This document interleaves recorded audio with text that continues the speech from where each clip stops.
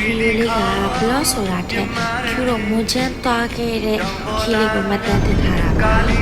အနေကဆိုင်ကယ်နဲ့တက်ခဲ့ကြပါတော့တောင်သွားလွေကုန်တော့လေဆိုင်ကယ်တောင်မောင်းတက်ကြတယ်တစ်ခါမှတောင်မောင်းတက်ဖို့ဆိုင်ကယ်နဲ့အနေကတော်တော်ကျူးဆိုင်လိုက်ရတယ်အမစိတ်မောလူမောဖြစ်ပြီးတော့လမ်းမှာရေတကုံလေးတွေ့တော့အဘိနမှာ coffee ဆိုင်လေးရရှိရဒါပေမဲ့ coffee ဆိုင်တော့ဝင်တော့ပဲနဲ့အဲ့ဒီရေတကုံပေးလေးမှာခဏနားခဲ့ကြရပါတော့လေရလေတော် fresh ဖြစ်တယ်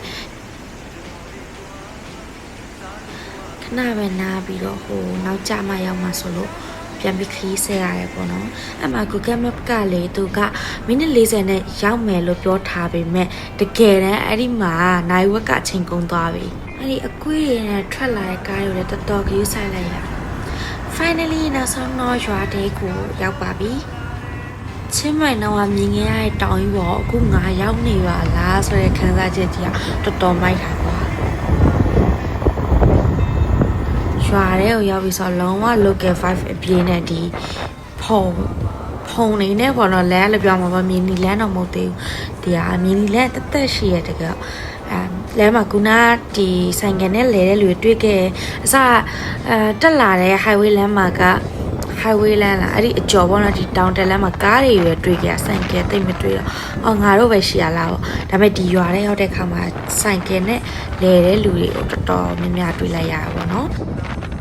အမလေးသွားနေတဲ့ဒီတိမ်နေတဲ့နီးလာတဲ့ခံစားချက်ကြီးကတော်တော်မိုက်တယ်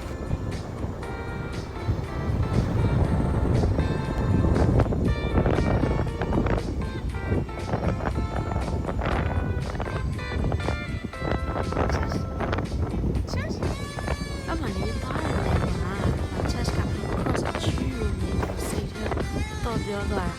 တော်မိုက်တာတကယ်ကောင်းငင်ပုံရောက်လို့ပါလို့ねဘေးကတိတ်နေနေပါတော့တော်မိုက်တာ finally တဲမဲ homestay နေရာကိုရောက်ပါပြီဝယ်သားကြီးကလေတော်တော်ကွာသွားတာအဲ့ချင်းမိုင်နဲ့ကိုတော်တော်ကွာသွားတာ view ကအစတော်မိုက်တာလေကတဲ့ cycle အများကြီးပဲအခုဒီကိုဆိုရင်မြန်မာပေါ့နော်ဒီမှနေတာကြတော့မြန်မာလိုလဲလဲဝယ်ပြန်မပြောတတ်ပေမဲ့သူကောင်းကောင်းနားလဲပေါ့နော် communicate လုပ်လို့ရတယ်တအားလဲခင်မကောင်းတယ်အခုတနားရီ7မိနစ်နဲ့38စက္ကန့်ဆိုင်ကစီးလာပြီးရင်နောက်မှာရေမိုးချိုးပြီးအနားယူလိုက်ပါအောင်မယ် bye bye